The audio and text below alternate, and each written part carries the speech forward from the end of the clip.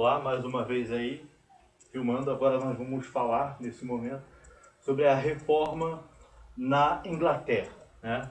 A gente viu que um dos primeiros pré-reformadores da história veio da Inglaterra, foi o John Wycliffe. A partir, né, isso no século XIV, bem antes de Lutero, né, mais de 100 anos antes de Lutero, né, e daí das pregações de John Wycliffe surgiram os wyclifistas, chamados pelos papistas de Lollards, né, é uma expressão que significa resmungões, né? E esses wyclifistas, eles se prolongaram, né? Muitos foram mortos pela Igreja Católica, que se tornou forte, de certa forma, dentro da Inglaterra, né?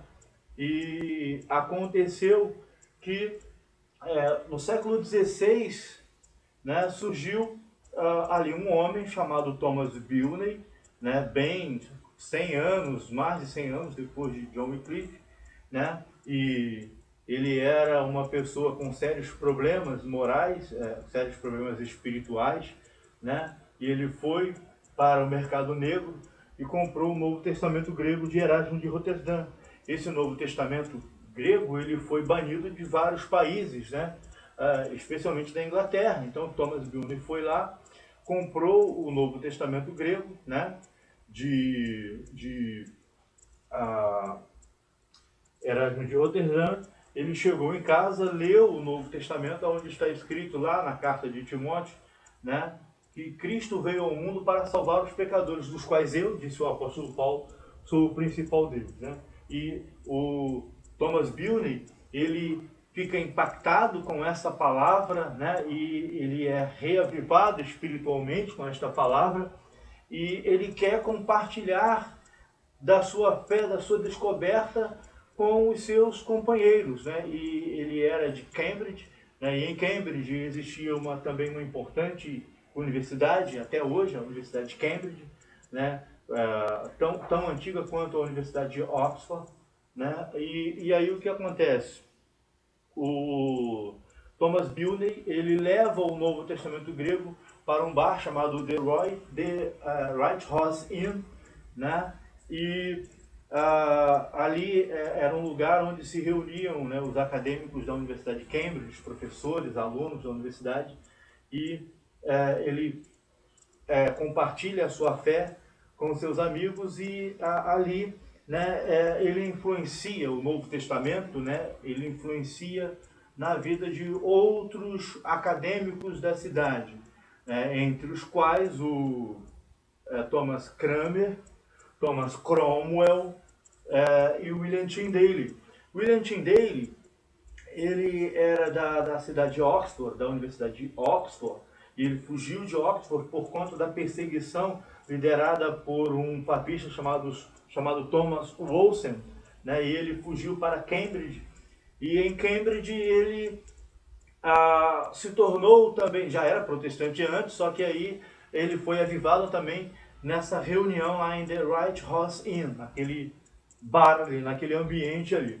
Aos 30 anos de idade, o William Tyndale, ele descobre que a missão da vida dele, né, que também depois se tornou a causa de sua morte, era a tradução do Novo Testamento, né, da Bíblia, do grego, hebraico e aramaico para o inglês, né? Vale lembrar, né, que essa foi a primeira tradução das línguas originais para o inglês, né? A outra tradução de Wycliffe foi uma tradução do latim, da Vulgata Latina, né, para o inglês. Essa de William Tyndale, ela foi das línguas originais da Bíblia para o inglês. Então, o William Tyndale, ele foi até a liderança, né, espiritual, né, religiosa da Inglaterra para pedir permissão para traduzir, né, a Bíblia. A permissão lhe foi negada, e aí ele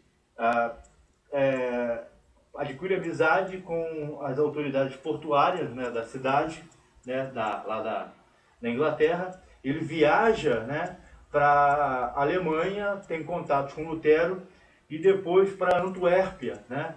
E aí ele publica o Novo Testamento, né, e o seu Novo Testamento em inglês, e o que ele faz? Como era proibido a entrada de qualquer tradução da Bíblia não autorizada para a Inglaterra, o que ele fez? Com essa amizade que ele tinha com as autoridades portuárias da Inglaterra, ele pegava os Novos Testamentos, colocava dentro dos sacos de farinha, né, e mandava para a Inglaterra, e assim o Novo Testamento foi chegando na Inglaterra.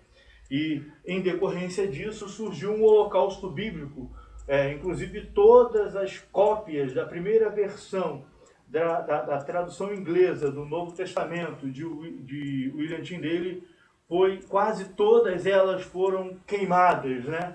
Apenas um exemplar do Novo Testamento de William Tyndale, da primeira edição, foi preservado até os dias de hoje. Foi uma edição especialmente encadernada e dedicada à Rainha Elizabeth I, que nesse tempo ela era ainda era bem pequena, né? E aí o que acontece? Na Antuérpia, o William Tyndale ele foi pego pelas autoridades e condenado à morte. E foi uma morte significativa e até onde sabemos única na história, porque ele tinha que ser estrangulado e depois queimado. E aí, quando o carrasco foi apertar o arame, né, em volta do seu pescoço, no mastro, né, na estaca, tinha 2 buracos por onde o arame deveria passar e puxar até matar, né, a pessoa. E das bocas de William Tyndale saiu a sua última palavra. Foi uma oração onde ele dizia: Senhor, abre os olhos do rei da Inglaterra, né? E aí ele é estrangulado e morto. Depois ele é queimado vivo ali, né? E aí, após isso, o que acontece? Nesse interim, o rei da Inglaterra, né, o Henrique VIII, ele era casado com Catarina de Aragão, e ele conhece uma mulher, uma moça mais nova, chamada de Ana Bolena. E Ana Bolena, ele pretende se divorciar de Catarina de Aragão para se casar com Ana Bolena. E aí, o que ele faz? Ele pede à igreja a permissão para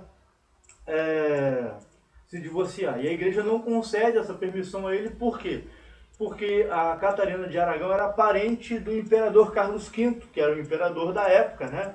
E aí o que ele faz? Ele fica indignado com isso, mas numa época em que ele estava em uma caçada, né, lá na cidade, ele conhece um intelectual, né, exatamente o Thomas Cranmer, né? E o Thomas Cranmer diz para ele que isso aí não está na alçada da igreja, mas sim deve submeter isso a um conselho de acadêmicos, né?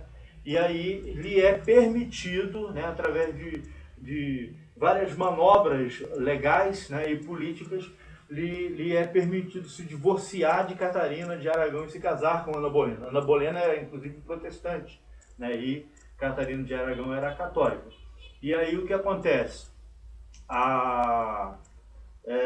Com isso, né, apoiado por Thomas Cranmer e também por Thomas Cromwell, né, o rei Henrique VIII se torna o chefe da Igreja da Inglaterra, deixando de ser o Papa para agora ser o rei Henrique VIII. E ele confisca as terras da Igreja, né, e se torna líder político e religioso da Inglaterra, fundando assim a religião anglicana, a Igreja cristã anglicana, que é nada mais nada menos que a Igreja da Inglaterra, onde até hoje a Igreja da Inglaterra ela é liderada pela rainha hoje Elizabeth II, né?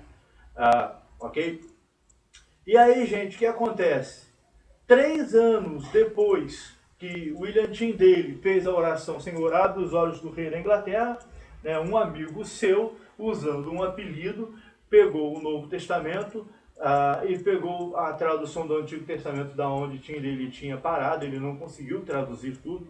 Ele completa a tradução e leva a tradução para Henrique VIII, e Henrique VIII dá assim a permissão, né, para aquele Novo Testamento ser vendido. E aí, o que ele faz? Ele faz um decreto para que todas as igrejas da Inglaterra comprassem, né, a Bíblia, né, a Bíblia de William Tyndale. E essa passa a ser a Bíblia autorizada da Inglaterra. Após isso, Henrique VIII, ele põe os olhos em outra mulher, né, que é Jane Seymour. E a Elizabeth, a Ana Bolena, ela é executada a machado, né, é decapitada, e o Henrique VIII casa-se com a Jane Seymour. Na verdade, o que ele queria era ter um filho homem. Catarina de Aragão deu uma filha mulher, Maria, né, a Ana Bolena deu uma filha mulher, a Elizabeth, né, e ele casa-se com James Seymour, e James Seymour vai dar para ele o único filho homem dele, que foi o Eduardo VI, certo? E aí, depois disso, um tempo depois, Henrique VIII morre, né, e quem assume o trono é o rei Eduardo VI. E Eduardo VI era um calvinista, né, era um protestante, né, até bem mais do que o pai dele, e ele promove uma reforma mais intensa. Lembram que a reforma da Inglaterra, ela não foi uma reforma doutrinária nem moral, ela simplesmente mudou de liderança. Deixou de ser o Papa para ser o rei da Inglaterra. O Eduardo VI, ele promove uma reforma aos moldes da reforma alemã, né, e aos moldes da reforma de Genebra, mais propriamente.